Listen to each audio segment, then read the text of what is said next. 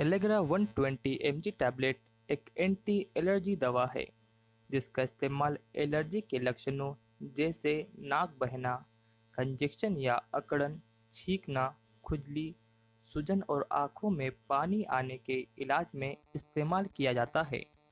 ये त्वचा की एलर्जी के साथ खुजली, लालिमा या सूजन का इलाज करने में भी मदद करता है। Allegra 120 mg tablet Sanofi company ने बनाया है। एलेग्रा 120 mg टैबलेट में फेक्सोफेनाडाइन हाइड्रोक्लोराइड नामक ड्रग होता है।